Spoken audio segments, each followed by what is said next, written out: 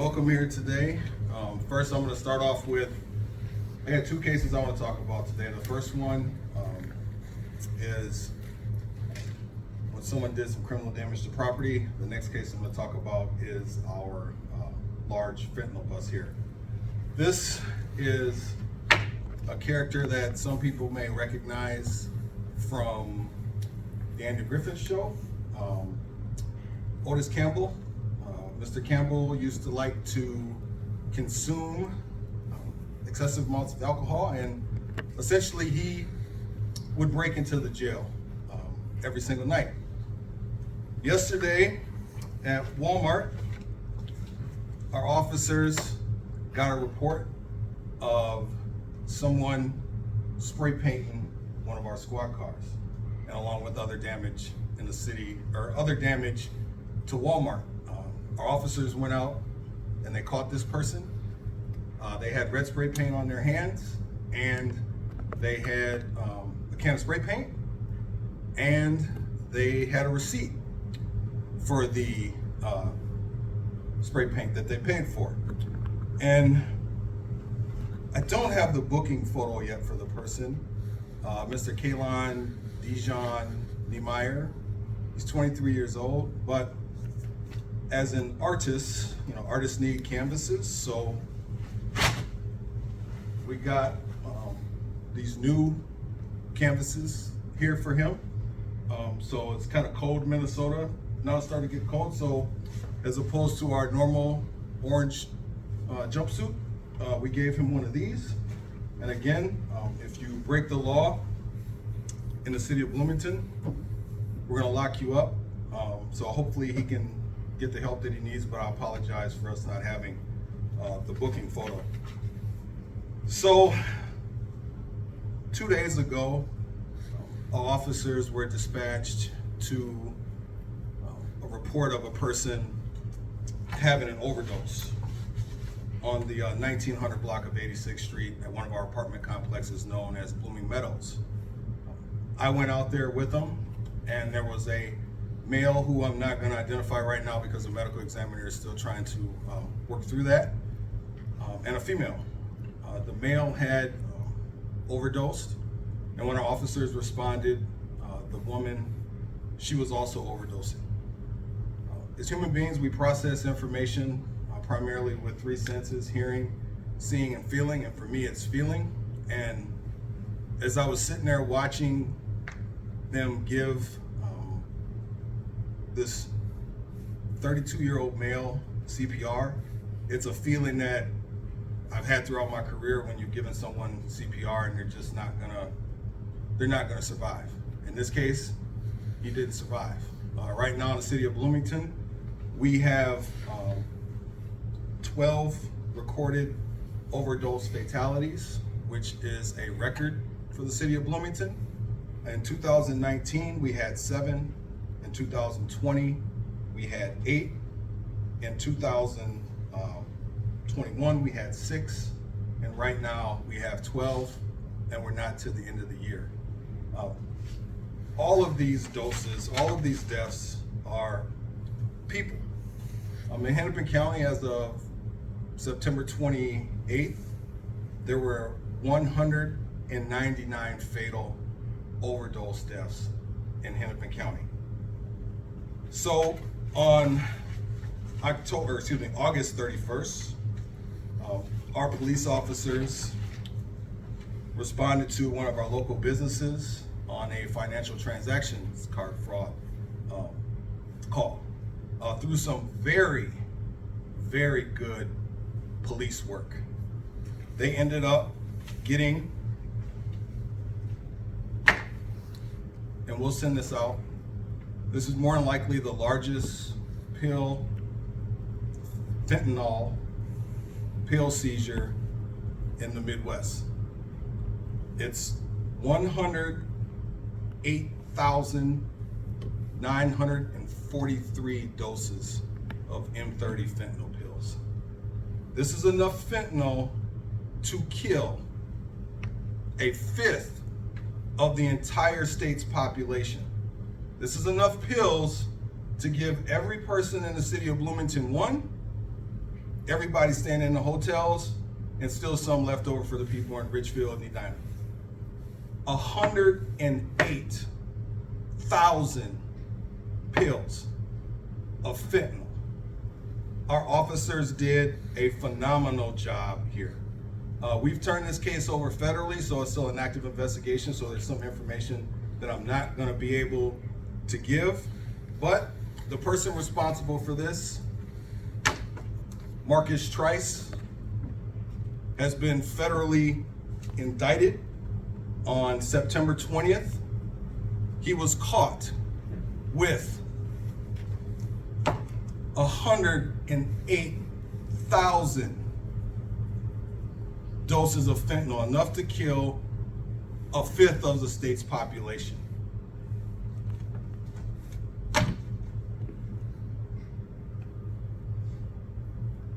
So, as we customary do here when you break the law in Bloomington,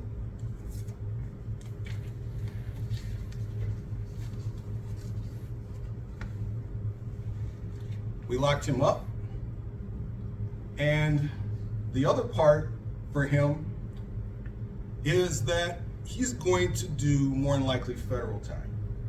So any specific questions regarding this can be directed to the U.S. Attorney, but you bring enough drugs into the state to kill a fifth of the population, you can expect to go to federal prison for a long time. And you do that in Bloomington, you can expect that we're gonna lock you up just like we did him. And like I said, we've had 199 people so far who have died from overdose deaths in Hennepin County. In Bloomington, we've had 12. Our police officers do a phenomenal job out here, but we locked him up, and God willing, he's gonna stay in there. So with that, I'll take any questions you may have. What was the store, where was the store that you guys found those pills? It was a local business, and it's still an active investigation, but our officers were called there on a financial transaction for the case. And that was obviously in the city of Bloomington, yes. And this was not a narcotics officer working this was frontline police officers. What is it about fentanyl that scares you so much as a police chief? I know a lot of has been made nationally of fentanyl and its dangers. Well, I got to go out there and watch the dude die 2 days ago from it, and I worry about my officers. You know, we got 122 police officers that work here, and I don't want to have to give them Narcan or have them go home to their families because he feels it's okay to bring 108,000 doses of fentanyl to Minnesota. And I just worry, this is a drug here that unfortunately for the dealer in this case, for the overdose that we just had, when someone overdose, we've been told that a lot of times people who seek fentanyl try to find the dealer that's sold the drugs to the person that overdosed because they know that the dose is strong, and that's what they're seeking. So this is killing a lot of people in Minnesota. And HIDA, you know, just to give you an example of how big this one was, the high intensity drug trafficking, the HIDA North Central, which is Minnesota and Wisconsin, last year during the same, for all of 2021, they seized approximately 63,000 fentanyl pills. And we're at 108,000, almost 109,000 fentanyl pills. Do we know where these folks are getting access to these pills to be able to sell them? That's still part of an active, ongoing investigation. I wish I could tell you, but they're still trying to really take down so we can stop having people like this bring this much drugs into our community and kill folks. As it becomes more prevalent, are there any precautions that your officers are taking handling this stuff on the streets? Or? Yeah, so yeah, all of our officers, you know, we give gloves to so they can be cautious, and people have been trained to recognize some of these things, but they keep, these pills are relatively, you know, you can kind of see what they are. But as they start to infuse fentanyl into other things, it gets more and more difficult. So just having people make sure they're wearing the proper protective equipment when they're dealing with these things. That's what I was going to ask you. What are the dangers associated with fentanyl? Obviously, if you take it, you can overdose, but even simply touching it, it can be deadly? Yes, you could touch it and get the same effects. How old was the suspect again? 36, old enough to know better. Did you know him previously? No, he is not from Minnesota. He is from out of state. And his criminal history, I think he's been arrested for multiple things going back to 2006 from what I remember, but his criminal history is out of the state of Minnesota. What would your message be to anyone who might be watching this evening on the news, knowing that they have some pills literally sitting in front of them ready to be sold? What would your message be to those folks? And I know this sounds very corny, and I really hate to even utter this out of my mouth, but it's one of those things, you know, you get high, you die. It's as simple as that, right? I mean, I don't know any type of drug that's worth taking that could kill you. Literally kill you. I mean, you know people who have died from this, but yet people still choose to take it. And just to clarify, that overdose that you witnessed 2 days ago, you think that these were the same pills, or? We don't know. You don't know? No. It's obviously not none of these, but we're still investigating what that person took. Do you have any idea how long he'd been in the community? Few hours.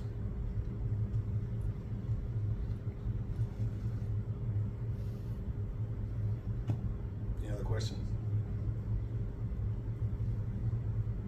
All right, thank you for coming out today.